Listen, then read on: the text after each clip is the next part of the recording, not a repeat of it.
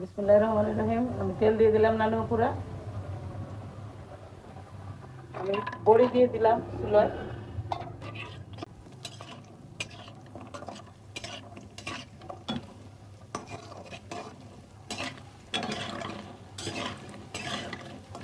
নানু পুরা আমি কলাই বড়ি উঠে নিচ্ছি চুলো থেকে। এটারে বলে কুমড়ি বড়ি, কলাই বড়ি। এই তেলের ভিতরে আর একটু তেল দিয়ে দিলাম। দিয়ে দিলাম পেঁয়াজ রসুন।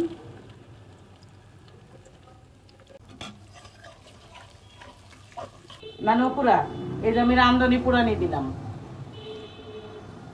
রাঁধুনি, এটারে বলে রাঁধুনি। দিলাম আমি হলুদ, লবণ আর কাঁচামরিচ দিয়ে এই টাকি মাছ সেদ্ধ করছিলাম। মানে আগে টাকি মাছ তুলে দিয়ে আমি নাড়াচাড়া দিয়ে হলুদ লবণ দিয়ে মরিচ দিয়ে পরে শাক দিয়ে দিছি, অল্প একটু পানি দিয়ে দিছি, তারপরে সেদ্ধ হয়েছে। আমি অন্য কড়াইতে করছি, তোমাদের সাথে দেখাই নেই, ওটা তোমরা বলে দিলাম আমি। এখন দিয়ে দিলাম বড়ি।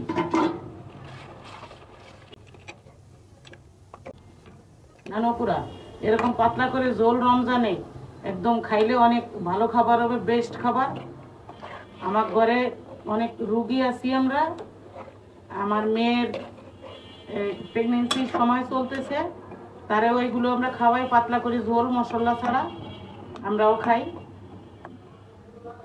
আমি সব মশলাই ব্যবহার করলাম কিন্তু কম করে, আর বাটা বাটি দিলাম না, খালি জিরেটা গুঁড়ো করে দিলাম।